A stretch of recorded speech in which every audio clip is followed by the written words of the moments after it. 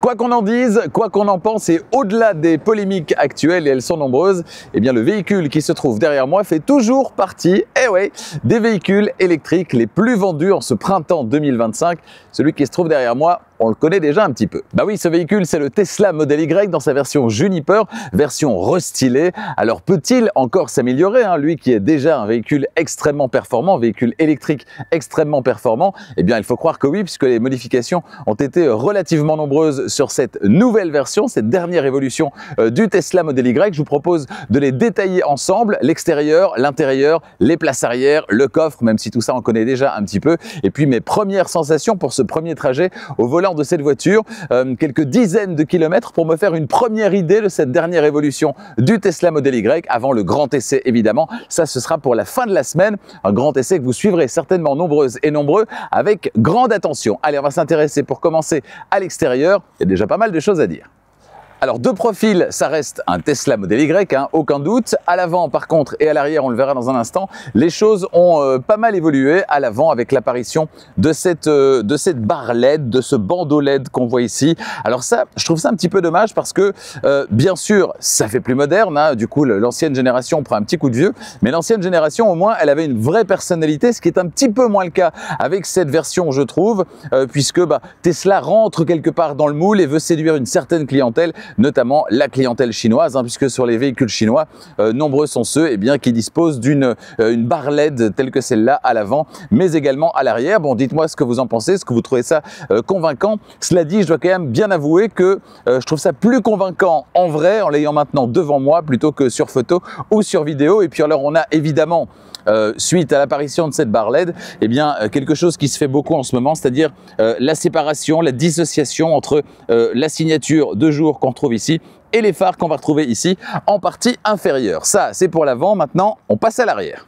Alors bien sûr, à l'arrière, on a également un bandeau LED, mais on a surtout une signature visuelle qui est très originale, et ça, c'est plutôt pas mal. Alors on ne le voit pas là parce qu'il fait très clair, il y a du soleil, mais on a finalement la lumière qui vient par en dessous ici et qui vient se refléter sur la partie visible avec le logo Tesla. Je vous ferai des petites vidéos, mais vous avez certainement déjà vu ça.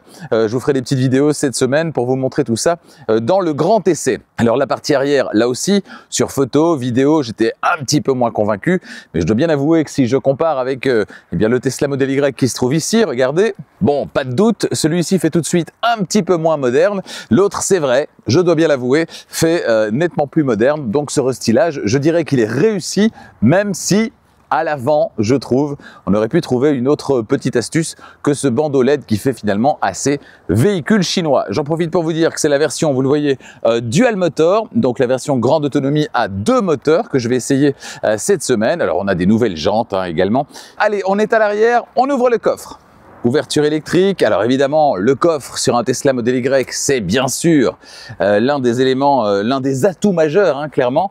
On va pouvoir replier la petite tablette ici. Attention que les données qui sont communiquées par le constructeur sont toujours des données jusqu'au pavillon, alors que normalement on communique les données jusqu'à la tablette. Donc ça fait quand même une petite différence. Bon, cela dit, ça n'enlève rien à la capacité gigantesque de chargement de ce véhicule, avec un plancher qui est ici, vous le voyez, parfaitement plat et affleurant par rapport au seuil de chargement, donc ça c'est très bien. Et puis on peut lever cette tablette et là, c'est une cathédrale qui apparaît sous cette tablette, et ça c'est vraiment très bien. Alors on a cette partie ici, et puis on a cette partie ici également, avec encore un petit espace en dessous. Et puis bien sûr à l'avant, on a le frunk qu'on détaillera dans le grand essai. Regardez, ne fût-ce que ces deux parties ici, ces deux alcôves, elles-mêmes sont déjà extrêmement grandes. C'est le cas à gauche et c'est également le cas à droite. Voilà, donc ça c'est un point très positif pour ce Tesla Model Y. Je vais remettre en place la tablette. On voit ici qu'on a des petits boutons qui vont permettre maintenant d'abaisser, mais également de relever la banquette arrière. Vous le voyez peut-être, voilà. Et ça, c'est plutôt bien également. Auparavant, on avait la poignée pour les baisser, mais ils ne se relevaient pas électriquement. Maintenant, c'est possible. Allez, je passe à l'arrière. Les poignées sont toujours aussi peu pratiques. On a toujours les vitres qui sont sans encadrement, vous le voyez. Alors oui, il y a de la place à l'arrière, vous le voyez, au niveau des genoux, même avec le siège avant réglé pour mon mètre 90. On a les petites pochettes ici, de la place pour les pieds en dessous du siège. On a un plancher qui est parfaitement plat. Évidemment, quand on lève les yeux, on a ce grand toit vitré qui est vraiment très agréable et qui en plus de ça, eh bien, permet de gagner de la place en hauteur. Vous imaginez bien que si on n'avait pas juste une vitre ici, si on avait un toit en tôle, eh bien, ça descendrait forcément davantage et on aurait moins d'espace au niveau de la tête. Donc, c'est bien vu. Alors ici, nouveauté à l'arrière, c'est cet écran. Cet écran qui va permettre de commander pas mal de choses. Ici, on a par exemple les fonctions de chauffage, climatisation, mais on a également possibilité de commander les sièges, et notamment le siège avant ici. Possibilité également de commander l'aspect radio. Ici, d'aller sur les plateformes de diffusion de vidéos, et puis on a même des jeux ici à l'arrière. On va pouvoir s'équiper d'un casque sans fil ici à l'arrière, et puis jouer, ça va être très sympa. Ici, la possibilité justement d'ajouter les dispositifs Bluetooth et puis luminosité, les caractéristiques, etc. Ici, on a le volume du système audio et ici, on a la puissance de la ventilation. Voilà, un écran donc qui est très complet. C'est l'une des nouveautés, c'est celle qui va certainement intéresser les passagers à l'arrière. L'une des nouveautés de ce Tesla Model Y. Allez, on passe à l'avant. À l'avant, la présentation a encore un petit peu progressé. On va dire que ce qu'on va retrouver ici, par exemple, ça fait nettement plus cossu que ce qu'on avait sur la génération précédente. On a bien sûr les bandeaux LED maintenant qu'on va retrouver ici, qu'on va pouvoir personnaliser au niveau de la couleur. C'est vrai que les matières qu'on va retrouver ici sont plutôt convaincantes, hein, c'est vrai. On a du plastique moussé sur le haut, on a ce tissu ici, cette espèce d'alcantara ici également. Donc franchement, c'est très correct. Après, reste que pour celui ou celle qui aime les intérieurs plus traditionnels, bon bah cet intérieur, il n'est pas traditionnel et il ne sera jamais traditionnel. C'est un intérieur Tesla, donc on aime ou on n'aime pas. Personnellement, je préfère quand il y a un petit peu plus de boutons quand même, quand il y a certains accès directs via des boutons. Je suis pas contre l'écran central, mais j'aime bien quand même d'avoir un compromis entre des boutons quand même relativement accessibles pour les fonctions principales et puis effectivement un écran pour pas mal d'autres fonctions auxquelles on a peut-être recours moins souvent. Alors la partie volant et commodo, on a un petit peu une solution hybride sur ce Model Y restylé puisqu'on a quand même conservé un commodo ici, vous le voyez, pour les clignotants et ça c'est une excellente nouvelle, hein. C'est vraiment l'un des gros reproches que j'avais formulé au moment de l'essai de la version remaniée de la Tesla Model 3. Cela dit, on a quand même des petits boutons ici, notamment pour nettoyer le pare-brise, ici les phares, ici on va appeler les caméras, hein, vous le voyez, voilà, on appelle les caméras, et puis ici le régulateur de vitesse. Donc on a quand même la possibilité d'avoir ce commodo pour les clignotants, mais si on veut aller en marche avant, en marche arrière, bah, ça se passe uniquement sur l'écran et ça ne se passe pas contrairement aux générations précédentes, ici derrière avec un commodo à droite, celui-là, ils l'ont retiré. Concernant l'écran, bah, la présentation elle est toujours convaincante, c'est le système à la Tesla, donc c'est vrai que ça c'est plutôt ergonomique, vraiment sympa. Je vais me remettre sur P, je pense que pour ça je dois appuyer, voilà. Ah c'est génial ça, je ne sais pas qui a configuré ça avant. Confirmation sonore du verrouillage, son personnalisé défini sur P. Ah c'est drôle ça. Hein, que c'est drôle! Ah oui, c'est drôle. Bref, on va revenir en arrière. La carte, toujours très convaincante, évidemment, que ce soit dans ce mode-ci ou dans ce mode-ci. Moi, je préfère avoir la vue aérienne réelle. Je trouve ça plus sympa. Le restant de la voiture, on le connaît déjà, hein, les emplacements ici pour le smartphone. Ici, on a les bacs de rangement. Il n'y a pas de piano black dans cette voiture. Ça, c'est vraiment très positif. C'est vrai, l'ambiance, elle est assez cosy, mais il faut aimer le tout à l'écran sur cet écran ici qui trône au centre de la planche de bord. Allez, j'installe les caméras et on démarre. Voilà, les caméras sont installées. Je suis bien installé également. J'ai réglé le siège avec les petits boutons sur le côté, le volant et les rétroviseurs extérieurs avec les commandes du système d'infodivertissement. Le rétroviseur intérieur, c'est OK. On n'a pas une visibilité incroyable vers l'arrière d'ailleurs. Me voilà parti. Alors, j'ai entré mon adresse, l'adresse de ma première destination dans le système d'infodivertissement et je sais déjà en partant avec 98%, 98% de batterie, eh bien que j'arriverai avec 78%, 78% après 77 km. Voilà. Voilà, 77 km pour ce premier trajet. Bon, ça va se dérouler plutôt bien, hein, j'ai l'impression. Tiens, on a normalement les sièges ventilés dans cette voiture. Alors, où est-ce que je vais trouver ça? Froid, voilà, ben, c'est très facile. J'appuie ici, je mets froid, on va mettre sur 2 sur 3. C'est parfait. Pied sur le frein. Alors la voiture, normalement, elle peut détecter si je vais vers l'avant ou vers l'arrière. Sauf que là, je n'ai rien ni devant ni derrière. Donc, elle ne le sait pas. Et en plus, je ne suis pas sur une place de parking. Donc, je vais devoir lui indiquer qu'on va vers l'avant. Quand on appuie sur à gauche ou à droite, on a le rétroviseur extérieur correspondant qui s'affiche. Ça, c'est très bien également. Allez, c'est parti. Premier tour de roue, 77 km, je l'ai dit. Vers ma première destination. C'est parti donc pour ce premier trajet. Allez, sortie du parking. Les sièges ventilés, c'est quand même bien sympa, d'autant plus que l'habitacle, il était un peu surchauffé quand j'ai récupéré la voiture. C'est quand même assez pratique et assez agréable. Voilà, alors, en termes de premier ressenti, qui n'est pas vraiment mon premier ressenti, hein, puisqu'on connaît déjà cette voiture, je dirais que c'est plutôt bien. En termes de confort, on n'est pas sur une voiture souple, hein, ça n'a jamais été une voiture souple. Mais par rapport à une Model 3, c'est bien plus agréable. Je pense qu'on a ici en fait un bon compromis. Ça ne sera jamais une voiture souple, mais on a un bon compromis pour ce qui est de la tenue de route. Si on veut rouler de manière un petit peu plus dynamique, mais qu'on aime bien aussi un petit peu avoir son confort, ici le compromis, il est vraiment pas mal.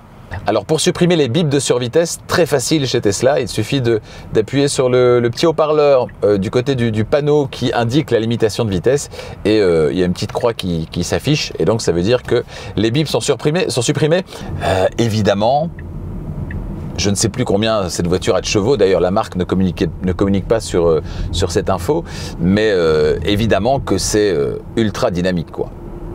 Et alors il y a ce quelque chose de très Tesla, d'être dans quelque chose de très épuré, très direct au niveau des commandes. Je le disais, suspension relativement ferme, on accélère, ça avance, on a vraiment ce petit coup de fouet, vous voyez, donc on fait pas dans la demi-mesure, voilà, c'est directement, c'est pas on-off, mais on y est presque, quoi. C'est assez direct, dans tous les sens du terme et pour toutes les fonctions.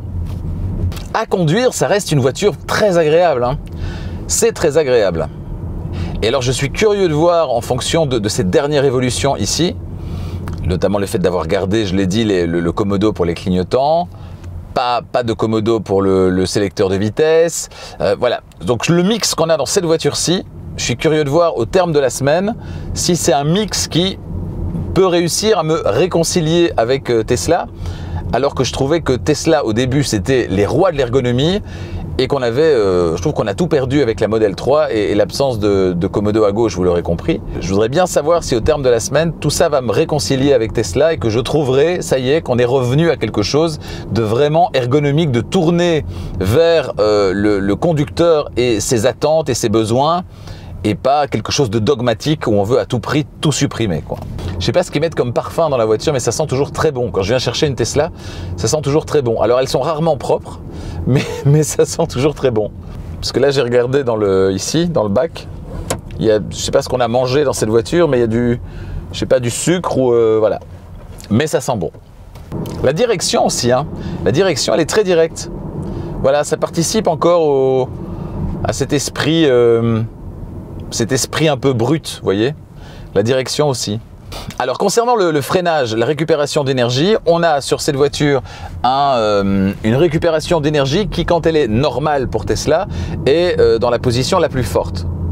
Et on peut, si on le souhaite, diminuer ça. Alors c'est dans les paramètres, je ne sais plus vraiment où, dynamique je crois. Oui voilà. Décélération, donc standard, ajuste le ralentissement du véhicule. Alors c'est la ralentissement du véhicule, attention Tesla, commencez pas à faire comme les Chinois, à traduire tout n'importe comment. Donc ajuste le ralentissement du véhicule lorsque la pédale d'accélération est relâchée. Ce paramètre n'a pas d'impact sur l'autonomie ou la réactivité de la pédale de frein. Et si je mets réduit, j'imagine que là je lève, ah ben non, ça ne change rien. Tiens, c'est étrange. Donc comme ça, je lève le pied. Ah si. Voilà, il lui a fallu un petit temps pour se remettre, mais ouais, si je lève le pied ici, hop, elle ralentit mais moins. Cela dit, même quand elle ralentit moins, elle ralentit plus que certaines voitures qui n'ont pas de One Pedal Drive et dont le ralentissement, même en mode B, n'est pas très convaincant. Ici, même en décélération réduite, ça décélère quand même bien fort. Et là, ouais, là en décélération standard, on a le vrai One Pedal Drive. On va jusqu'à l'arrêt complet. Ouais, c'est génial. Franchement, ça fait partie des meilleurs systèmes. Le système de récupération de One Pedal Drive de Tesla, ça fait partie des meilleurs systèmes en la matière, sur toutes les Tesla. C'est très convaincant. Et ça, c'est vraiment gai. Alors, pour autant qu'on apprécie ce système, je sais qu'il y en a qui n'aiment pas ça, mais il faut en tout cas l'essayer. Alors, on va bientôt monter sur l'autoroute. Accélération, très convaincante évidemment. La position de conduite est vraiment bien. Ce volant, on l'a bien en main, on est bien installé. Ça n'a pas changé et c'est très très bien. Tiens, au niveau du bruit, je la trouve quand même assez silencieuse. Je pense qu'il y a un effort qui a encore été fait de ce côté-là. Là, on est sur une route qui n'est pas forcément un billard. Ah, ici, on est sur une route qui est très rugueuse. Et je trouve ça assez bien géré quand même. Il y a pas mal de bruit de roulement, mais la route elle est vraiment très rugueuse. Et sur une route plus lisse comme juste avant, franchement on n'entendait rien du tout. Au niveau bruit aérodynamique, il faudra voir sur l'autoroute à plus haute vitesse, mais là je suis à 70 km/h et ça m'a l'air pas mal. Voilà, ici la route n'est plus rugueuse et le résultat il est assez convaincant quand même. Hein. Ah, ça vire bien. Hein.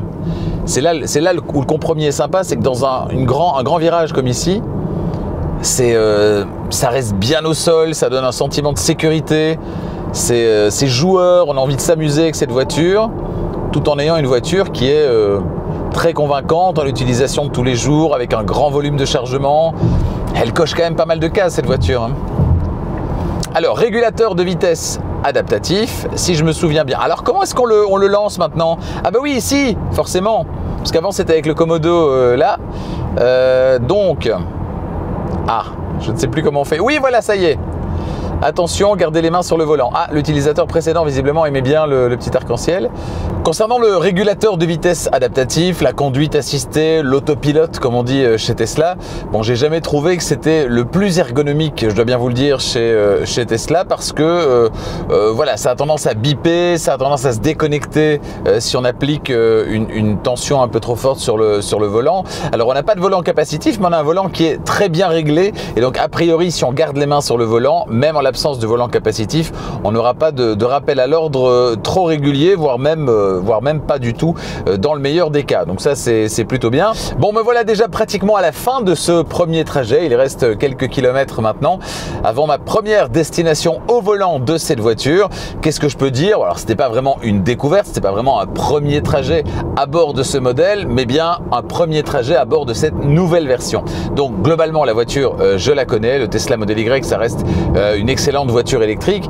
Dans les points positifs, on a la cohérence globale, j'ai envie de dire, et au-delà de la voiture, on a également, et on en parlera certainement, le réseau de superchargeurs, tout l'écosystème, également l'application Tesla qui permet pas mal de choses. Donc l'application, le réseau de superchargeurs, la voiture en elle-même, tout ça est extrêmement cohérent. Et puis en termes de performance, de dynamique de conduite, on est sur une voiture qui volontairement propose quelque chose un peu à la BMW, donc assez ferme. C'est ferme au niveau du volant, il y a une petite sensation carte au niveau du volant, c'est ferme au niveau des suspensions. Alors c'est pas inconfortable comme sur une Tesla Model 3, mais ça reste relativement ferme, mais l'équilibre il est très correct parce que à contrario, et bien du coup en conduite relativement dynamique, là vous serez plutôt heureux d'apprendre que la voiture elle est plutôt ferme, et en conduite dynamique c'est assez sympa. Donc là aussi beaucoup de cohérence dans les réglages, les différents réglages de cette voiture. Des sièges, ma foi, des nouveaux sièges qui sont confortables, ventilés. J'ai eu l'occasion de m'en servir durant ce premier trajet, chauffant également. Les réglages sont tous électriques. La disposition, l'arrangement, l'aménagement de l'intérieur. Alors, sur cette nouvelle version, cette version améliorée, on peut le dire, l'intérieur a encore gagné en qualité perçue, le petit côté cossu qui est sympathique. Après, il faut adhérer au concept du tout à l'écran. On a vraiment tout à l'écran, mais on nous a quand même laissé le commodo de gauche pour les clignotants et ça, franchement, c'est sympa. On verra au terme de la semaine dans le grand essai ce que j'en pense de l'ergonomie générale de cette voiture. Au niveau des petits bémols, qu'est-ce que j'ai ? Ben jusqu'à présent, j'ai envie de dire que ce qui me chipote un peu, alors c'est le look, mais le look c'est très subjectif. Voilà, j'aurais pas choisi l'arrière, ça passe, mais j'aurais pas choisi cet avant-là spécifiquement. Et puis au-delà de ça, c'est plutôt toute la partie aide à la conduite, système de régulation de vitesse adaptatif, l'autopilote, etc., etc. Je trouve ça moins intuitif que sur d'autres voitures. En tout cas, là, sur cette première approche, ce premier trajet, on verra ce qu'il en sera après une semaine au volant. Ne manquez pas donc le grand essai de ce Tesla Model Y, ce sera à la fin de cette semaine, donc dans quelques jours pour vous. Et puis, n'hésitez pas à vous abonner si ce n'est pas déjà fait. Et n'oubliez pas d'activer la clochette des notifications pour être prévenu dès qu'une nouvelle vidéo électrisante est disponible. Et il y en a, vous le savez, très régulièrement. La prochaine, ce sera donc le grand essai de ce Tesla Model Y à 2 moteurs, dual motor, grande autonomie. Voilà, n'hésitez pas à mettre un petit pouce si vous avez aimé cette vidéo. N'hésitez pas à la partager. Allez, merci de votre fidélité à Charging Station et à bientôt.